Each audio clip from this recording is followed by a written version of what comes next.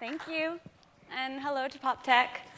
I'm Marissa Vosper. This is my very dear friend and business partner, Lauren Schwab, and we are the team behind Negative Underwear. We are the co-founders, creative directors, pick packers, customer service, you name it, we've done it. We're a team of 3 now, but basically 2. And you know, we're starting to feel really big time because when we got invited to speak at PopTech, I think this is the first time since we launched our business a year and a half ago that we haven't shared the same bed on a business trip. So thank you to PopTech. We're really moving up in the world. I'm going to tell you a little bit more about Negative in a second, but just to give you a brief nutshell about it, we're a new direct-to-consumer line of women's underwear aiming to disrupt the status quo with smarter, better products designed by women for women. So first, I'm going to take a risk and take John's advice, starting with failure. So about a year into the business, Lauren and I decided it was time to apply to this very prestigious fashion incubator in New York City. And John, as a very gracious friend and now advisor to our business, offered to write us a letter of recommendation. And every indication had led us to believe that we were going to get into this incubator. And as you probably have assumed, we didn't get in. And we had a breakfast with John, and we said, okay, let's talk about what happened. Apparently, there was this big debate internally about the difference between fashion and design and business, and whether or not a brand that was disrupting a category was truly a fashion brand. And so we said to John, you know, what do you think? And he said, oh, congratulations on your failure. And that wasn't our first reaction, as you probably expect. And so we said, okay, can you explain that a little bit more? And John very smartly said, you know you're doing something different when you don't get accepted to the club. And so that certainly made us feel better, but it also made us take a step back and sort of pause. Lauren and I came from business worlds, and so we really intended to start a fashion business. And as we started thinking about our business, you know, was it fashion, was it design? If it was disrupting a category, did that matter? The reality is, as outsiders, we wanted to put ourselves in a category that we thought had room for disruption. Oftentimes, we found that fashion was at odds with good business, and we didn't understand why we couldn't be both. And at the end of the day, our goal with Negative was to make a better product that really served the needs of women just like us. And so if we were doing that goal and accomplishing that goal, maybe those labels didn't matter.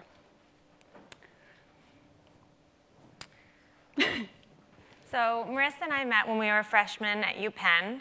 We love fashion, but at the time, it wasn't really encouraged or even considered a viable career option post-graduation. So we were no strangers to hard work. I went into finance, and Marissa went into consulting. And a couple of years after spending some time in our careers, we started asking ourselves, was what we were doing actually what we wanted to be doing? Were we really fulfilling our potential? We felt this tension between following our heart and staying on the path, and wondered, was it possible to do both? We were really searching for that sweet spot between doing something that you love, but also solving a problem. And for us, it was actually quite simple. We were 2 women who loved fashion, who deliberated over every article of clothing, but when it came to underwear, there wasn't a single brand that we cared about. It seemed like lingerie was the neglected stepchild of the fashion universe. If it wasn't seen, it wasn't interesting. There wasn't a brand that was affordable, that was functional, and that you were proud to wear every day. So we started investigating, and we came away with a key insight. Categorically, women were either disinterested or dissatisfied with the options available. And we didn't understand why, with something that's so fundamental, you wear it every day, had to be so painful. So we took a look at the landscape, and what we saw was something very polarized. We didn't understand why it had to be either or. Why couldn't it be both? Why couldn't we make products that were as beautiful as they are functional, or make better quality products that you could actually wear every day? So we decided to chart our own path, all living in this state of hybrid, refusing to be put in a box, refusing to be like everyone else. And we wanted to make underwear that was both comfortable and cool, that was both well-priced and well-made, that you were comfortable wearing underclothes and also without. And we channeled this into our brand ethos, taking away all the unnecessary, simplifying, editing back, all while keeping a mind to having a strong aesthetic and knowing that you had to stand for something in order to stand out.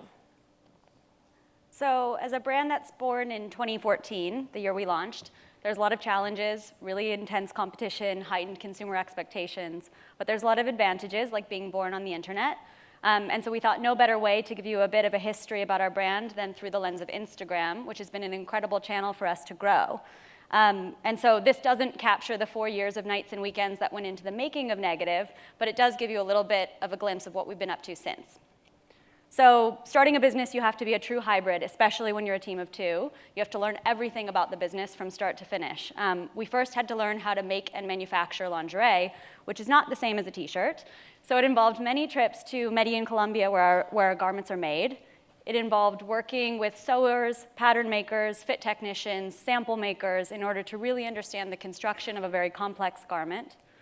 It involved sourcing materials from the best of the best around the world, finding out who makes the best elastics and the best mesh to make a product that was truly comfortable and also beautiful. And it also involved thinking about what would make the bra covetable and cool, not just something that was going to support the function of what it needed to do.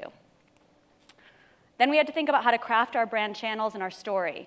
So this, of course, involved thinking about photography and how are we going to present ourselves and our product to the world in a different light than the way that our traditional competition was doing it. How to photograph the product to show off all of the quality and attention to detail that went into the making of it. And also how to craft a website that would communicate our message and our vision and get women inspired and on board. Of course, we had to think about how to launch the brand. Shit got really real on February 1st, 2014. This is our first email. And that's because we had an amazing piece of coverage in the Wall Street Journal on our launch day. And I will just tell you anecdotally that if you launch in the Wall Street Journal 2 weeks before Valentine's Day and you're working full-time jobs, it's a really happy chaos. It involved a lot of late nights and early mornings packing envelopes. And it really showed us very quickly the power of gratitude and how amazing it could feel to have so many nights and weekends come to fruition with hundreds of women across every age, across every state coming out to support us. So since then, nonstop, constant hustle. Starting a business is harder work than you could ever imagine and than we ever imagined. And that involves everything from learning how to get great press and build buzz over time, to finding opportunities for amazing offline events like mobile pop-up shops or partnerships with brands like Goop, to getting our brand and the product in the hands of great celebrities like Emily Ratajkowski or on Miley Cyrus on Instagram, to winning amazing accolades like the Forbes list or New York Magazine's Best Comfortable Lingerie of 2015. And finally, to taking it all in and being so grateful and humbled by the fact that we've made a product that actually is making a difference in the lives of the women who've purchased it. I think Lauren and I certainly feel so inspired by that mission. And that's a big piece of what we've also come to appreciate and learn is around being champions of women. You know, a lot of the brands in our category really present women in a certain kind of light, where you have to be or look like someone to be seen as sexy. And we would like to say that we're taking sexy back, that we're redefining it through the lens of a current contemporary woman who's comfortable and confident in her own skin, who doesn't need padding or push-up bras to feel like herself. Last but not least, you have to have fun. We've continued to have fun throughout this entire process, and our Instagram has been a great channel to present that voice. Speaking to women like real women, you know, showing the fact that we can show the girls some love, that we're, that we're a smart and irreverent brand, that we get that women have multi-dimensions and that they don't have to be an angel to look and feel great in their underwear. To spark conversation with the great connector that is humor. See all those comments? Most commented post. And then lastly, to tell it like it is. We figured we should end on this slide because it is so true of being an adult, but it is ever more true of starting your own business. We like to joke that having Google is basically like your fourth employee. As a self-funded startup, we certainly couldn't be here without the help of many family, friends, customers, mentors, and generally kind people. And we would be remiss not to use the opportunity to ask the very smart people in this room some of the questions that we're facing today. So as a brand that's selling underwear that's typically purchased offline, we're doing it online. So what technologies can we use to potentially make this our offline success successful online? Fit technologies, body mapping, questionnaires. We'd love to hear what you think. And then also, we've been speaking for about 8.5 minutes now. We typically have 5 seconds to capture someone's attention. What of our story was most compelling to you and would encourage you to check us out online? If you have any comments, thoughts, questions, we'd absolutely love to hear from you. Or if you just want to show us your best underwear selfie. And, you know, the hustle is real, guys. So if you really want to help us out, please check us out on our website, follow us on Instagram, tell a friend, or buy some underwear. Thank you so much to the PopTech family and to John for having us here.